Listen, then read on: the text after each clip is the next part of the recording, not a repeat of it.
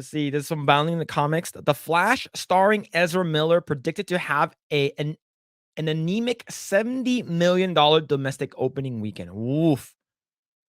Do you think is it because of people just don't like Ezra Miller? Or do you think people have just lost faith in DC movies? I would say it's both. Like for me, if I'm a normie. I consider myself an absolute normie. Mm, I wouldn't want to see it because of Ezra Miller. What more? I'm in my head. It's like what more for people who's more into this stuff. It's like, do they want to?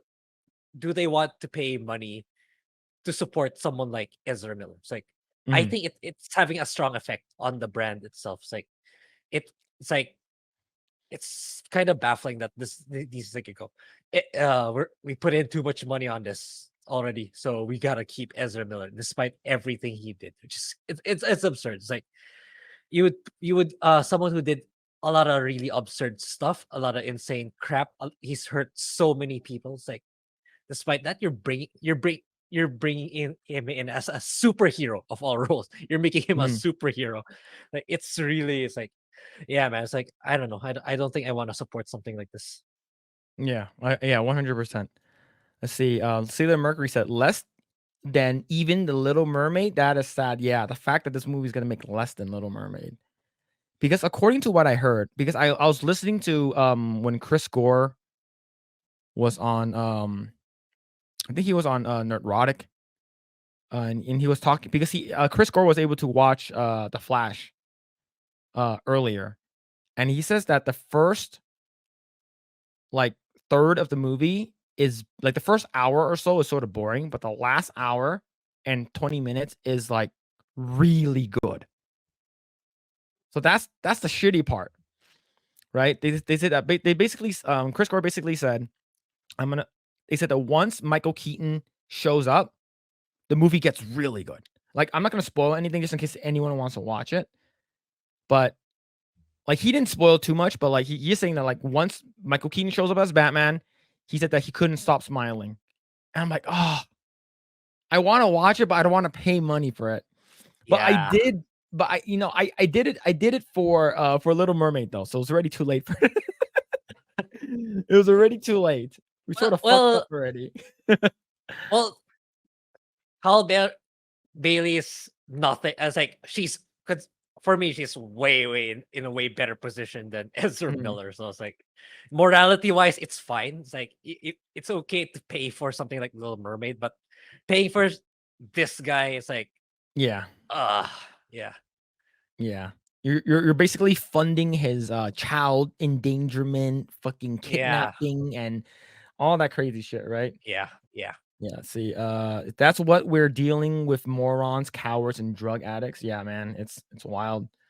See, Sailor Mercury says, "Chris Gore seemed to like the second half of the film. I do want to see the Michael Keaton parts, but I don't need to see this film in theaters." Yeah, I would just wait, right? I'm pretty sure after like 2 or 3 months, it's gonna be on HBO Max, or you can probably stream it somewhere else.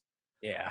So oh, okay, let's go ahead and actually read this. The Hollywood Reporter reports the film is pacing to open in the $70 million range, according to sources who have access to tracking data.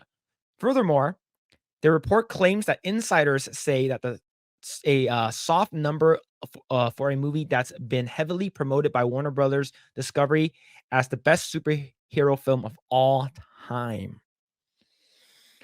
That's crazy, man. Of all time. Like this is like it's like you're basically saying this is better than Infinity War, better than fucking Winter Soldier, which is really good.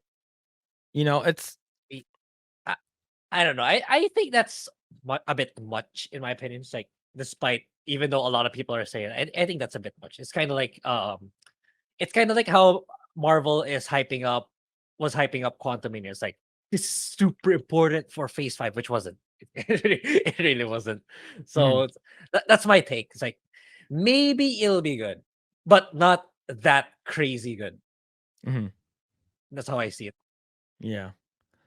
The new report flies in the face of long-range tracking predictions from Box Office Pro that predicted the film would gross between 115 million and 140 in its opening weekend.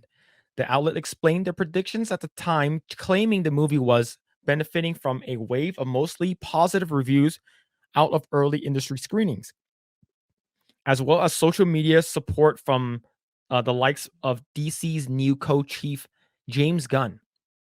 They also pointed to the nostalgia factor with Michael Keaton and Ben Affleck returning as Batman, further underpinning positivity in box office prospects is the return of Michael Keaton in his iconic role as Bruce Wayne slash Batman, as well as the cameo by Ben Affleck. Not adverse, sorry, advertised cameo by Ben Affleck and his version of the same role. But that's not, according to what I heard, that's not the only cameo we're getting. I heard we're getting, according to Chris Gore, he said every cameo that you can think of in the past that are even rumored to be a movie from the past is in this movie. So, so they pulled off like a No Way Home. Yeah, they basically saying that he's basically comparing this to No Way Home. Like once all the Peter Parkers were in the same on screen at the same time, it's sort of like it became really, really good, right? And I guess rumor has it, this is from Deadline, The Flash has an unexpected super cameo by a superstar actor.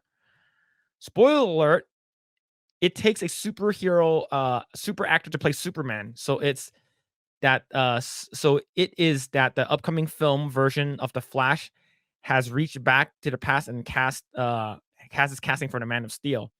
So according to what I heard, Nicolas Cage will play Superman, making a return to the role for Cage, who was cast in Tim Burton's Superman Lives 25 years ago. Yo, yeah, that got me curious. Yeah. So, Joseph, I'm gonna answer Joseph Allen's right now. Why can't I super chat? Because we are not monetized right now. Because we are still relatively early. Like we only have less than 2,000. We're pretty much 3,000 already at this point, so we're still lacking less than 1,000. Yeah, less than 1,000 watch hours, so that we can hit the partnership program, which is what we're gunning for, hopefully by July. Yeah. So so in short, we are like Grace said, we're almost at 3,000 watch hours. I think maybe in a month or so we'll hit 4,000, and then we'll have to apply for the partnership program, get the whole Google AdSense stuff, and then it will happen. Yep. In short, what Alec Baldwin's finger says, we're virgins. There we go. It's our first time, so it's going to be very tight. Sorry. I'll stop. Oh shit. But yeah, so quote, Nick was absolutely wonderful, Muschietti said. Although the role was a cameo, he dove into it. I dreamt all my life to work with him, and I hope I can work with him again soon. He is a massive Superman fan, a comic book fanatic. Cage isn't the only veteran returning in a cameo. Michael Keaton will reprise his role as Batman, which he played in 89 and 92. And Ben Affleck is also on board as Batman in a DC multiverse twist. The Flash opens up in theater June 16th, so it's about like 2 weeks from now. So, but yeah, it's that's gonna be wild, man. I'm actually excited to see it, but like I said, I don't want to pay for it. I don't want to fund Ezra Miller. We're 100% in the exact same position. Like by the feedback's like okay. It's like it's kind of getting me excited too. But yeah, it's like I'm not gonna go to the mall, pay for parking, pay for the ticket just to support Ezra Miller. It's like, oh no, I don't want to support that guy. I really don't. Thanks for checking out this segment of the Project Eggroll podcast. If you like what we do here, please like, share, subscribe, hit the notification bell, and you will know next time when we go live. We do go live every Saturday at 8 p.m. Once again, we are just getting started. Tons of more video to come. Thanks, and we'll see you guys next time.